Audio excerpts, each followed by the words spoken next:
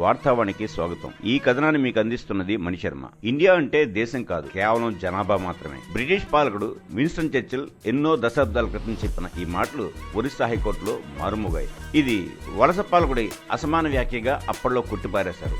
కానీ దశాబ్దాల తర్వాత అదే మాటను ఒక భారతీయ న్యాయస్థానం గుర్తు చేయడం దేశాన్ని ఒక్కసారిగా ఆలోచనలో పడేసింది. ఒరిస్సా హైకోర్టు ఇచ్చిన తాజా తీర్పు కేవలం ఒక గ్రామ పంచాయతీ సభ్యుడు అర్హత రద్దు కేసు కాదు. అది పెరుగుతున్న జనాభా దేశాన్ని ఎంత ప్రమాదకరమైన మలుపుకు తీసుకెళ్తోందో చెప్పిన గట్టి హెచ్చరిక. జనాభా అంటే సంఖ్య కాదు, అది దేశ శ్వాస.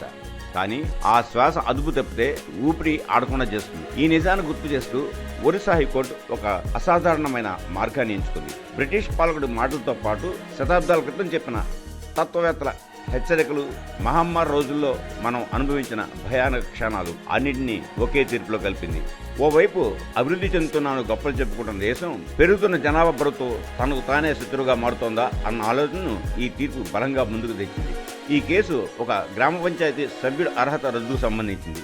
ఒరిస్సా గ్రామ పంచాయతీ చట్ట ప్రకారం ఇద్దరికి మించి పిల్లలు ఉన్నవారు ప్రజాప్రతినిధులుగా కొనసాగే అర్హత కోల్పోతారు.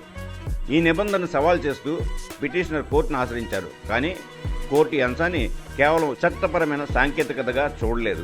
దాని వెనుకున్న సామాజిక ప్రమాదాన్ని కేంద్రంగా చేసుకుని తీర్పు చెప్తుంది. న్యాయమూర్తులు స్పష్టంగా చెప్పిన విషయం ఇదే: జనాభా నియంత్రణ అనేది వ్యక్తిగత స్వేచ్ఛకు సంబంధించిన అంశం మాత్రమే కాదు, దేశ భవిష్యత్తుతో ముడిపడి ఉన్న సమస్య. కరోనా మహమ్మారి సమయంలో దేశం ఎదుర్కొన్న పరిస్థితులను కోర్టు గుర్తు చేసింది. ఆసుపత్రుల్లో బెడ్ లేని పరిస్థితి, శ్వాస తీసుకునేందుకు ఆక్సిజన్ దొరకని దుస్థితి, 2 అడుగుల దూరం పాటించాలన్న సూచనలను అమలు చేయడానికి స్థలం లేక ప్రజలు ఎదుర్కొన్న కష్టాలు అన్ని జనాభా ఒత్తిడికి స్పష్టమైన ఉదాహరణలని కోర్టు వ్యాఖ్యానించింది. ఈ కేసును జస్టిస్ కృష్ణ శ్రీపాద దీక్షిత్, చిత్తరంజన్ దాస్తో కూడిన డివిజనల్ బెంచ్ విచారించింది.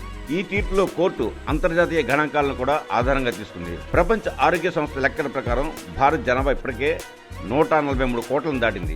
ఐక్యరాజ్య సమితి అంచనాల ప్రకారం ఇదే పరిస్థితి కొనసాగితే 2050 నాటికి భారత్ జనాభా 170 కోట్లకు చేరే అవకాశం ఉంది. ఈ సంఖ్యలు కేవలం గణాంకాలు కావని, ప్రతి కొత్త పౌరుడితో నీరు, ఆహారం, వైద్యం, విద్య, ఉపాధి మీద ఒత్తిడి పెరుగుతుందని కోర్టు స్పష్టం చేసింది. ఇటు ఒడిశా విషయానికి వస్తే రాష్ట్రం దేశ జనాభాలో సుమారు 3.3% వాటా కలిగి ఉందని కోర్టు ప్రస్తావించింది. బీహార్, మధ్యప్రదేశ్, రాజస్థాన్తో పాటు ఒడిశాను కూడా జనాభా నియంత్రణకు ప్రాధాన్య రాష్ట్రంగా గుర్తించిన విషయాన్ని గుర్తు చేసింది. ఇప్పటికే సంక్షేమ పథకాలు పూర్తి స్థాయిలో అమలకపోవడానికి ప్రధాన కారణంలో ఒకటి జనాభా భారమేనని కోర్టు అభిప్రాయపడింది. న్యాయస్థానం మరో కీలక అంశాన్ని కూడా లేవనెత్తింది. జనాభా పెరుగుదల కేవలం ఆర్థిక సమస్య కాదని, ఇది మానవ గౌరవాన్ని కూడా దెబ్బతీస్తుందని చెప్పింది. ఒక్కో వ్యక్తికి దక్కాల్సిన వనరులు తగ్గిపోతే ఆ వ్యక్తి విలువ కూడా వ్యవస్థలో తగ్గిపోతుందన్నది కోర్టు ఆందోళన.